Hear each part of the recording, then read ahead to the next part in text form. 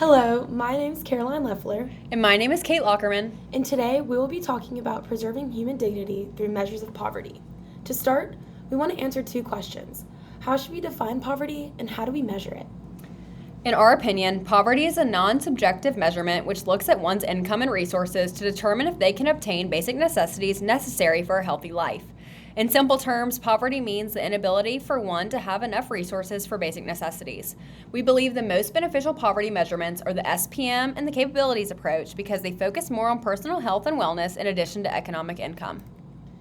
Throughout the beginning of this course, we have focused on the five main measurements of poverty: the official poverty measure, supplemental poverty measure, extreme poverty measure, relative poverty measure, and the capabilities approach. The OPM takes into account a person's cash income, and the threshold is 3 times the cost of a minimal food basket.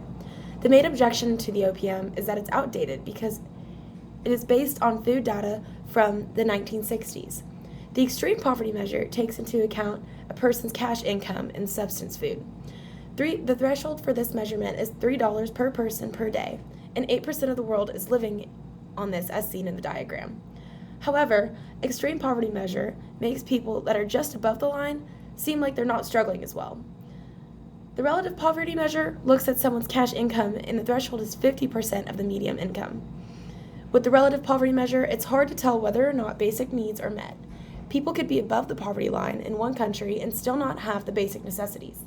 Finally, the capabilities approach looks at Nussbaum's 10 central capabilities: life, bodily health, bodily integrity, senses, imagination and thought, emotions, practical reason, affiliation, other species, play, and control over one's environment. To start, we will discuss the supplemental poverty measure, commonly known as the SPM. Picture this. 2 large families both have an income of $30,000 a year, but the first family lives in a floodplain where their house was recently destroyed while the second family was never affected.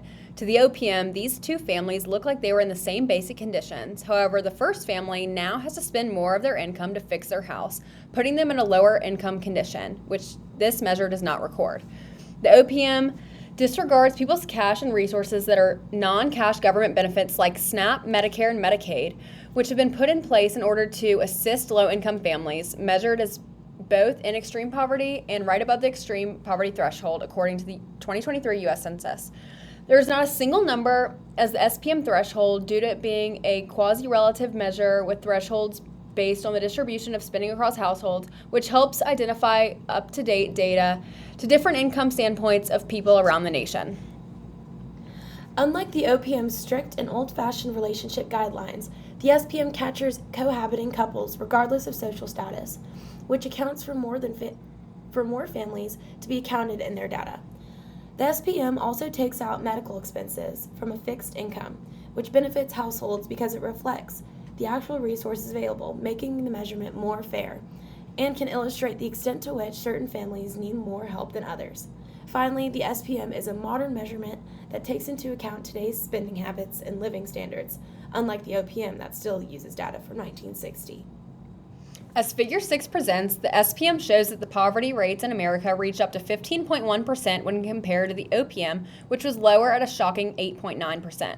Due to the OPM's outdated and discomprehensive system, it disregards payments and credits, therefore making it hard to collect as much precise data. The SPM-based poverty rates were lower in 2021 than before the COVID-19 pandemic, primarily due to temporary policies such as economic impact payments or stimulus checks, expanded unemployment benefits, and the 2021 expanded child tax credit. However, critics think this model is outdated, even though it's relatively new. This is not the case because it gives more of a realistic picture to what people actually have.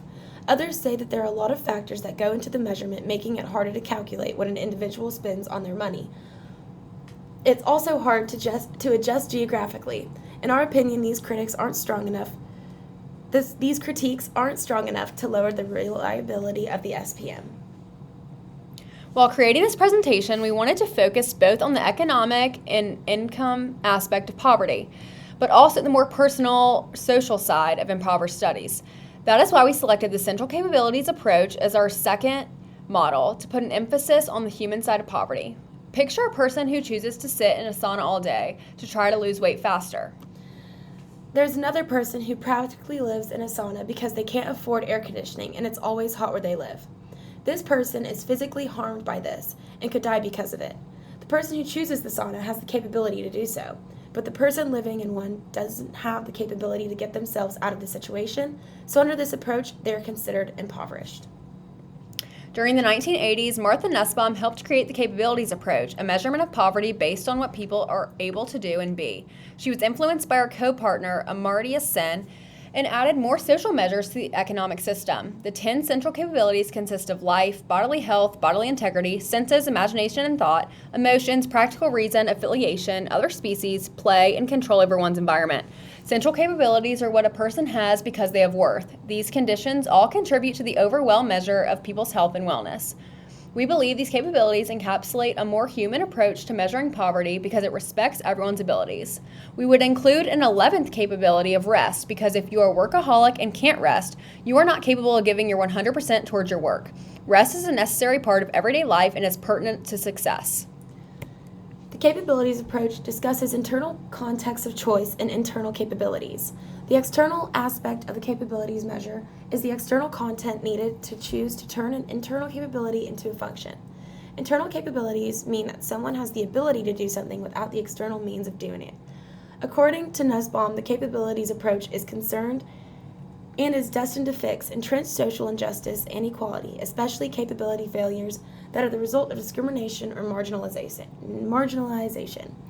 It ascribes an urgent task to government and public policy, namely to improve the quality of life for all people, as defined by their capabilities.